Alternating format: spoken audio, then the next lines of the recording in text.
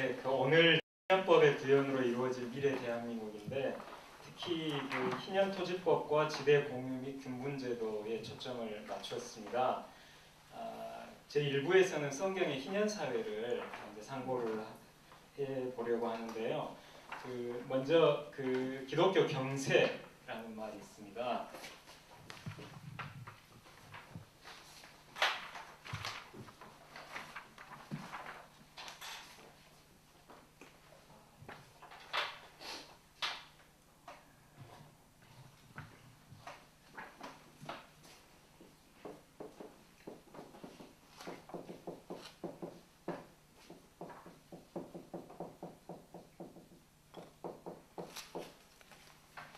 이제 경제가 이제 경세 질민에서 경제 이렇게 딴 건 다 아시죠?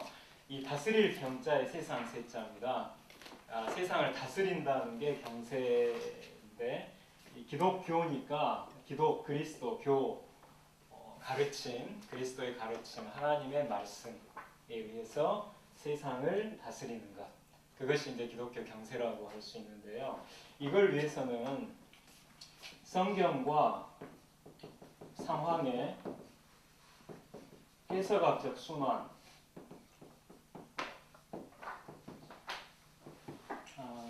필요합니다.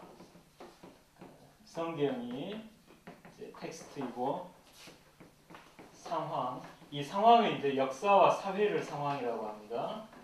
상황을 이제 컨텍스트라고 하면 성경의 눈으로 상황, 역사와 사회의 고통스러운 문제를 바라보고 그 문제를 외면하지 않고 다시 성경으로 가지고 와서 성경에서 그 상황의 문제를 해결할 수 있는 원칙들을 도출하기 위해서 노력하고 그래서 찾아진 원칙, 프린시플, 원칙들을 이 상황에 적용을 해서 이 문제를 해결할 수 있는 대안들을 모색을 하고 그 대안이 여기에 현실 적합성이 있는지를 검증해내는 예언의 해석학적 순환 과정을 성경과 상황의 해석학적 순환이라고 합니다. 여기서 중요한 것은 성경을 우리 시대에 문자 그대로 관철시키는 것이 아니라 구약 시대 혹은 신약 시대와 오늘날의 상황이 다르기 때문에 원칙을 도출해서 그 원칙을 현대적 상황에 맞게 적용을 하는 것이다. 현대적 적용. 이걸 이제 기억하시면 좋겠습니다. 그래서 이제 우리가 찾아야 할 것은 성경으로부터 이 원칙들을 도출해내기 위해 노력하는 것입니다. 그리고 두 번째는 그 원칙들을 현대적 상황에 맞게 잘 적용한 대안들, 얼터너티브스를 이제 만들어내는 것이 중요하죠. 이것이 이제 기독교 경세학의 개요라고 이제 할 수가 있습니다. 여기 이제 그런 점에서 희년이 굉장히 중요한 그 사회경제법의 이제 대안이 되는데요. 그 희년의 그 문자적 의미는 그 히브리어 그 요벨이란 말이 이제 양의 뿔로 만든 나팔에서 양각 나팔 그리고 이제 제50년을 가리킵니다. 이제 7이라는 주기로 안식일이 제7일, 안식년이 제7년, 희년이 이제 제7 안식년 즉 49년 이듬해인 제50년으로 해서 7이라는 주기로 안식일, 안식년, 희년이 연결이 되어 있고 이것이 이 셋이 모두 안식과 해방이라고 하는 공통의 정신을 갖고 있기 때문에 이 셋을 함께 묶어서 안식일 관련법 혹은 희년 관련법이라고 통칭하기도 합니다. 특히 이제 희년하고 안식년은 넓은 의미에서 희년에 포함을 시킵니다. 그 예수님께서 이제 누가복음 4장 18, 19절에서 주의 성령이 내게 임하셨으니 이는 가난한 자에게 복음을 전하게 하시려고 내게 기름을 부으시고 너를 보내서 쭉 해서 이제 주의 은혜의 해를 선포하게 하려 하심이라 했을 때 거기에 그 주의 은혜의 해는 사실 이제 안식년과 희년 둘을 다를 이제 포함을 한 개념입니다. 그래서 이제 넓은 의미의 희년, 이게 이제 넓은 의미의 광의의 희년인 것이고요. 이걸 이제 예수님께서 선포를 하신 것이고, 그 선포하신 것은 표현하자면 영적인 그 희년과 또 육적인 희년, 그러니까 이제 그걸 이제 함께 이제 선포하셨다 이렇게 볼 수 있습니다. 네, 이 얘기는 여기서 시간 관계상 생략하고 그 다음 보시면 그 희년의 근본적 의미는 자유와 해방입니다. 레위기 25장 10절에서 제50년을 거룩하게 하여 전국 거민에게 자유를 공포하라.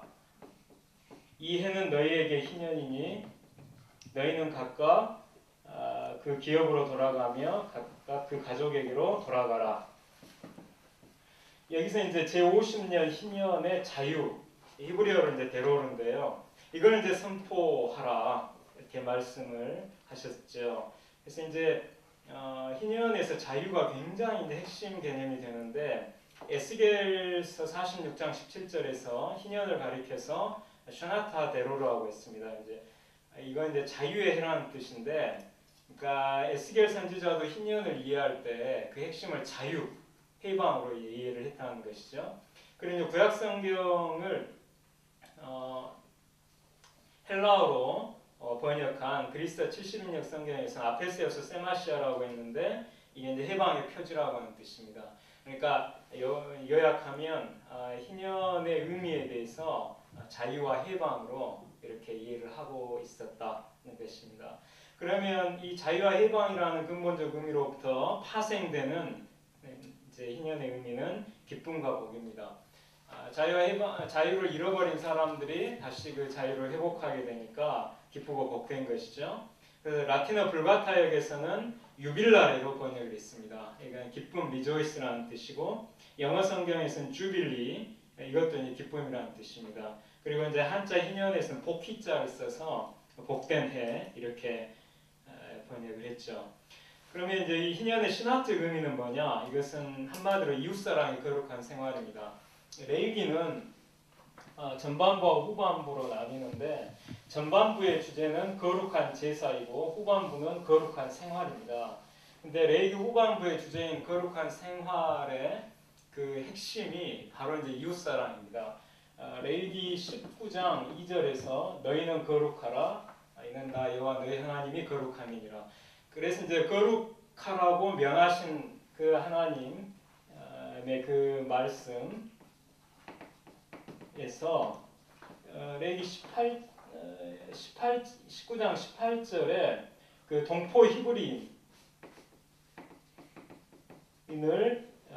이제 내 이웃을 내 몸과 같이 네 자신과 같이 사랑하라 이렇게 돼 있고, 아마 24절일 건데 여기 이제 외국인 거류민을 이제 내 자신과 같이 사랑하라. 그래서 이웃사랑이라는 계명이 이제 2번 반복이 되고, 이 말씀을 주님께서 이제 인용을 하셔서 구약 성경의 율법과 선지자를 요약하셔서 하나님을 사랑하고 이웃을 사랑하라고 하실 때 바로 그 2번째 계명이 바로 이제 여기서 이제 따신 것입니다. 그래서 여기서 이제 볼 수 있는 건 거룩한 생활은 뭐냐? 이게 이제 2번 반복됐다는 게 굉장히 중요하다는 것입니다. 그건 바로 이웃사랑, 내 이웃을 내 자신과 같이 사랑하는 이 이웃사랑의 생활이 바로 거룩한 생활의 핵심이라는 것이고, 그리고 바로 이 문맥에서 이제 레위기 후반부에 이제 레위기 25장 희년이 등장하는 것이죠. 그래서 희년은 이웃사랑을 핵심으로 하는 거룩한 생활의 클라이막스에 희년이 이제 위치해 있습니다. 그래서 희년법을 이해할 때는 이웃사랑이라고 하는 또 거룩한 생활이라고 하는 관점에서 이해합니다. 내 이웃을 내 몸과 같이 사랑하라는 주님의 말씀에 계명에 순종해야 할 의무가 있고, 또 우리 모든 신자들이 주님을 믿고 구원을 받은 후에 거룩한 생활, 성화를 입어야 할 의무가 있기 때문에 바로 희년 정신을 실천하는 것은 뭐 하면 좋고 뭐 안 해도 그만인 그런 게 아니라 희년 정신을 실천을 해야만 하는 굉장히 중요한 것이라고 볼 수 있습니다. 그래서 희년은 단순히 기독교 사회개혁 프로그램의 그 차원에 있는 것이 아니고 이웃사랑이라고 하는 계명, 그리고 거룩한 생활이라고 하는 그 의미에서 굉장히 이제 중요한 그 의미를 갖고 있다고 볼 수 있습니다. 그 다음에 이제 그 안식년과 희년, 이제 제7년인 안식년에 핵심되는 이제 두 규정은 바로 하나는 땅의 안식이고 또 하나는 부채 탕감입니다. 그리고 이제 제50년 희년에는 안식년과 똑같이 땅의 안식은 똑같고 그 다음에 이제 가난 때문에 잃어버렸던 땅과 집과 자유와 가족을 이제 회복합니다. 희년에. 그래서 이 희년에는 이제 5가지 드렸는데요. 땅의 안식과 더불어서 토지 회복, 주택 회복, 자유 회복, 가족 회복 이렇게 정리를 할 수 있습니다.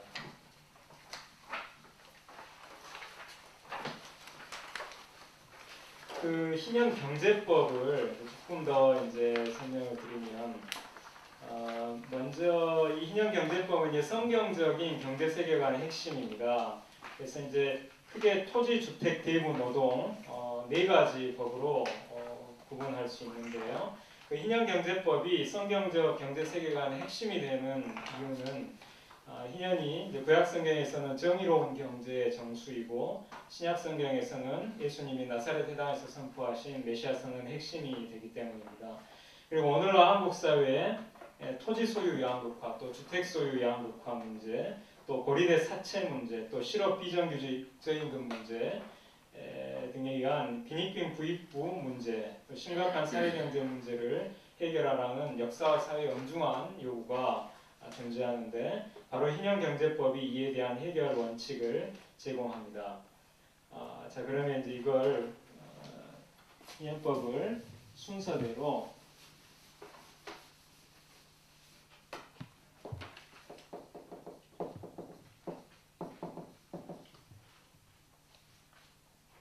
네, 잘 보이십니까 근데? 예, 희년경제법 첫 번째 이제 희년토지법, 그리고 희년주택법, 희년대구법, 그리고 이제 희년노동법. 아까 우리가 이 희년경제법에서 원칙을 도출하기 위해 노력해야 한다고 제가 말씀을 드렸습니다. 그 희년토지법의 원칙은 평균 직권 원칙입니다. 평균 직권이라고 하는 것은 1인당 균등한 토지권, 그러니까 모든 사람이 평등한 토지권을 가지고 있다. 이제 이런 원칙이 되고요. 주택법의 원칙은 만민 주거권 원칙입니다. 모든 사람이 주거권을 가지고 있다는 것이고요. 희년대구법의 원칙은 2가지인데 하나는 가난한 사람들에게 이자 없이 구워줘야 한다. 빈민무자 대구 원칙하고, 그리고 또 하나는 구워간 사람이 도저히 갚을 수 없는 형편일 때는 그 모든 부채를 안식년에 탕감을 해야 한다는 부채 탕감 원칙입니다. 그 다음에 이제 희년노동법의 원칙은 성경에 이제 노동의 종류가 노예노동, 풍꾼노동, 그리고 자영노동 크게 이 3가지가 있는데 노예노동은 금지됩니다. 히브리 사람은 절대 노예로 종으로 팔릴 수가 없습니다. 그리고 풍꾼노동은 지양됩니다. 지양이라고 하는 것은 하루빨리 벗어나야 될 노동 형태라는 것이고, 그리고 자영노동은 지향됩니다. 율법이 이상으로 삼고 있는 노동 형태가 되는데요. 자영노동이라고 하는 것은 자기 기업인 땅에서 자기가 심은 포도나무나 무화과나무라는 자본을 가지고 부를 생산하는 노동을 가리켜서 자영노동이라고 합니다. 그래서 각자 그 포도나무와 무화과나무 아래 안연히 거하였다라는 그런 구약성경의 표현은 바로 자영노동의 희년사회를 이제 노래하고 있는 것이라고 볼 수 있습니다. 바로 이제 이것이 이 희년경제법의 원칙이라고 할 수 있습니다. 그럼 이것을 조금 더 구체적으로 살펴볼 시간은 없을 것 같습니다. 그래서 이걸 그냥 염두에 두시고 여러분 강의안을 보시면 대략을 조금 파악하실 수 있을 거예요. 이 강의안도 사실 좀 엄청나게 압축을 한 겁니다. 그리고 저기 3페이지의 그 희년정신을 한번 보십시오. 희년정신의 근본은 하나님의 왕권과 주권 사상입니다. 그러니까 땅이 하나님의 것이기 때문에 영원히 팔릴 수 없고 사람은 하나님의 땅에 사는 거류민과 동거자에 불과하다. 이스라엘 자손이 하나님의 종이기 때문에 사람의 종으로 팔릴 수 없다. 이제 이런 건 모두 하나님의 왕권과 주권이 희년정신의 근본인 것을 잘 나타냅니다. 또 희년정신의 핵심은 근족의 대속정신, 십자가정신입니다. 그러니까 가난 때문에 땅과 집과 자유와 가족을 잃은 가난한 친족을 위해서 자기가 대신 값을 치르고 그 가난한 친족의 땅과 집과 자유와 가족을 회복시켜주는 이 근족, 이 고엘이라고 하는데요. 이 고엘의 대속 정신, 이것이 이제 희년 정신의 핵심입니다. 근데 이것은 인자가 온 것은 섬김을 받으려 함이 아니라 도리어 섬기려 하고 자기 목숨을 많은 사람의 대속물로 주려 함이니라. 바로 이제 예수님께서 우리의 고엘 근족이 되어 주셔서 우리를 대신해서 값을 치러 주셨죠. 그게 뭐냐면 십자가의 보혈입니다. 하나님의 생명값을 대신 지불하셨고, 그리고 이제 우리에게 회복시켜 주신 땅과 자유는 뭐겠습니까? 땅은 바로 하나님 나라 기업을 우리에게 회복시켜 주셨고, 그 자유는 마귀의 종노릇 하는 데서 우리를 자유케 회복시켜 주신 것이죠. 그리고 또 예수님께서는 아까 그 안식년을 선포해 주셨는데, 안식년에 그 부채 탕감이 있다고 했잖아요. 비탕감, 즉 죄의 빚을 탕감해 주셨죠. 그게 죄사함이죠. 그래서 십자가의 보혈을 통해서 안식년의 비탕감법을 우리에게 선포를 해주신 것입니다. 그래서 이렇게 예수님은 우리에게 안식년의 비탕감과 그리고 이제 희년의 땅과 자유를 이제 우리에게 회복시켜 주셔서 이제 넓은 의미의 희년을 우리에게 선포해 주신 것입니다. 그러면 이제 이 희년이 구약 성경에서 이제 여러 본문에서 우리 그걸 이제 적용되는 걸 볼 수 있는데, 오늘은 이제 그 느헤미야의 희년 사회 개혁 한 가지만 좀 살펴보겠습니다. 그 여기 이사야서의 복음이 이제 하나님 나라고 이게 이제 희년과 연결된다고 하는 게, 여기 저 붉은 글씨로 써진 걸 보세요. 아름다운 소식 이런 단어가 나오고 그 밑에 이제 주 여호와께서 다스리실 것이라 돼 있죠. 그러니까 아름다운 소식은 여호와의 통치의 소식, 즉 하나님의 통치가 하나님의 나라라는 건 다 아시죠? 즉 하나님의 나라의 소식이 그 복음이라고 이제 돼 있는 것이죠. 그 다음에는 이제 좋은 소식, 그리고 그 밑에 내 하나님이 통치하신다. 똑같죠. 하나님의 통치, 하나님의 나라의 소식이 좋은 소식입니다. 근데 이 이제 이사야서의 40장 또 52장의 말씀을 이어서 61장 1, 2절을 보면 아름다운 소식이 나와요. 그리고 그 밑에 여호와의 은혜의 해가 나옵니다. 그럼 이 여호와의 은혜의 해는 아까 안식년과 희년을 통칭한 개념이라고 했잖아요. 그러니까 넓은 의미의 희년이 바로 아름다운 소식이라는 것이죠. 그러면 이걸 전체를 이렇게 함께 보면 뭐가 됩니까? 아름다운 소식, 좋은 소식, 즉 복음은 하나님의 나라의 소식인데 그것의 핵심에는 안식년과 희년, 넓은 의미의 희년이 있다고 하는 걸 알 수가 있는 것이죠. 이게 느헤미야 5장의 사건은 이제 외적이 호시탐탐 침략의 기회를 노리고 있는 상황 속에서 느헤미야와 귀한 백성들이 힘을 모아서 예루살렘 성을 재건하기 위해 노력을 했습니다. 그게 이제 3장과 4장에 나옵니다. 그런데 그때 어처구니 없는 사건이 발생합니다. 가난한 백성들이 페르시아 제국의 세금과 흉년 때문에 귀족들과 민장들에게 빚을 지게 됐는데, 귀족들과 민장들이 가난한 백성들로부터 율법이 금한 이자를 받았어요. 아까 가난한 사람들에게는 이자 받으면 안 된다고 했잖아요. 근데 이 빈민부의자 대부법을 어겼습니다. 이자를 받았어요. 그리고 땅과 집을 저당 잡았어요. 원래 율법에서 땅과 집은 저당 잡을 수 없습니다. 저당물은 그 가난한 사람이 자기 집에 들어가서 가지고 나올 수 있는 것, 그것이 이제 저당물이 되는데 땅과 집은 갖고 나올 수 있는 게 아니잖아요. 그렇죠? 이것도 어겼어요. 그리고 가난한 백성들이 그 빚을 갚지 못하자 저당 잡은 땅과 집을 빼앗고 심지어는 가난한 백성들의 자녀를 종으로 끌고 갔습니다. 이 종으로 것도 율법이 금하고 있는 것이죠. 그래서 이제 가난한 백성들이 울부짖자 느헤미야는 크게 이제 분노합니다. 그래서 대회를 열고 귀족과 민장들을 공개적으로 책망하면서 가난한 백성들로부터 빼앗아간 이자와 땅과 집과 자녀를 당장 돌려보내라고 요구합니다. 여기에 귀족들과 민장들은 느헤미야 요구에 그대로 순종했습니다. 근데 당대에 그 저당물을 돌려준다 하는 것은 원금까지 탕감해 준다는 그런 의미를 갖습니다. 그 귀족과 민장들은 가난한 사람들에게 이자를 돌려주고 또 땅과 집과 자녀들을 돌려주었을 뿐만 아니라 원금까지 탕감해 주었다는 것입니다. 그런데도 어떤 보상도 요구하지 않았습니다. 만약 느헤미야의 사회개혁이 성공하지 못했다면 이 귀환 공동체는 부자와 빈자로 나뉘어서 사회통합은 깨졌을 것이고 심리학 기회를 노리는 적대 세력들에 의해서 예루살렘 성벽은 재건되지 못했을 것입니다. 느헤미야의 사회개혁은 귀환 공동체 사회통합과 재건 그리고 영적 갱신을 위해 매우 중요한 것이었죠. 근데 느헤미야의 사회개혁이 성공할 수 있었던 중요한 원인은 느헤미야가 자신의 삶에서 스스로 먼저 희년 정신을 실천하는 사람이었기 때문입니다.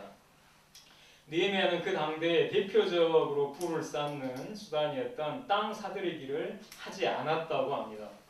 또 예루살렘 성벽 재건에 매진했습니다. 느헤미야는 돈과 양식을 구워주면서 이자를 받지 않았고 또 이방인에게 종으로 팔린 유다 사람들을 대속하기 위해 노력했습니다. 그리고 그는 12년 동안이나 자기가 받을 권리가 있는 총독의 녹을 백성에게 요구하지 않았습니다. 오히려 자기 사제를 틀어서 자기에게 온 수백 명의 사람들을 위해 날마다 식사를 책임졌습니다. 느헤미야는 자신의 자기 희생적인 이 개인 생활과 자신이 제안하는 사회개혁의 내용이 모두 희년 정신으로 일치했기 때문에 귀족과 민장들로부터 도덕적 존경을 받아서 반발을 받지 않고 사회개혁을 성공시킬 수 있었다고 할 수 있습니다. 그 가난한 사람들의 입장에서는 느헤미야의 개혁을 통해서 저당 잡혀 빼앗긴 땅과 집을 되찾고 종으로 끌려간 자녀들을 되찾고 또 재물을 탕감받은 그 시점이 바로 희년이고 안식년인 것이죠. 그러니까 느헤미야는 가난한 사람들에게 여호와의 은혜를 선포한 것입니다. 그 결과 느헤미야는 오래 황폐했던 것을 다시 쌓을 것이며 예부터 무너진 곳을 다시 일으킬 것이며 황폐한 성읍 곧 대대로 무너져 있던 것들을 중수할 것이라는 말씀을 성취했습니다. 그러니까 느헤미야는 희년과 안식년을 선포함으로써 황폐한 예루살렘 성을 재건한 것입니다. 그러니까 이사야서 61장 1절에서 4절까지 그 말씀을 느헤미야가 성취를 한 것입니다. 느헤미야는 귀족과 민장들이 가난한 사람들에게 희년과 안식년을 선포하도록 했습니다. 느헤미야 덕분에 귀족과 민장들은 반희년적인 악당들에서 희년 정신을 실천하는 희년의 사람들로 거듭날 수 있었습니다. 또한 하나님은 느헤미야의 개혁을 통해 귀족들과 민장들의 재물 가운데 가난한 사람들을 착취해서 모은 불의한 재물을 제거하셨고 그래서 그들이 예루살렘 성벽 재건을 위해 분담할 재물을 느헤미야 3장에 보면 그게 나오죠. 그 분담할 재물을 거룩하게 하신 것입니다. 만약 느헤미야의 계획이 없었다면 예루살렘은 불의한 재물로 재건된 불의한 성읍이 될 수밖에 없었을 것이고 그에 따라서 다시 하나님의 공의로운 심판을 받고 파괴되어 황폐하게 되었을 것입니다. 한마디로 느헤미야는 메시아적 사역을 한 것입니다. 느헤미야는 메시아를 예표합니다. 메시아이신 예수님은 느헤미야가 예표적으로 보여준 희년 사역을 완성하러 오셨죠. 지난 한 세기는 한국 사회의 경우에 일제 식민지와 민족 분단으로 정철된 순환의 역사였고 한국 교회사의 경우에도 순환과 수모로 얼룩진 역사였습니다. 이 오래 황폐한 역사를 누가 회복시킬 수 있습니까? 바로 희년의 사람들이 그렇게 할 수 있습니다. 우리 모두 느헤미야처럼 그리고 느헤미야에 의해 거듭난 귀족들과 민장들처럼 희년의 사람들이 되면 좋겠습니다. 가난한 사람들의 이웃이 돼서 그 눈에서 더 이상 눈물을 흘리지 않도록 정의를 세우는 사람들이 되면 좋겠습니다. 그래서 한국교회가 사회에서 더 이상 경멸과 비난을 받지 않고 그 대신 사랑과 존경을 받게 합시다. 세상 사람들이 하나님께 영광을 돌리도록 우리가 세상에 빛답게 살아가며 희년 사회개혁을 이루어냅시다. 예, 잠깐 쉬겠습니다.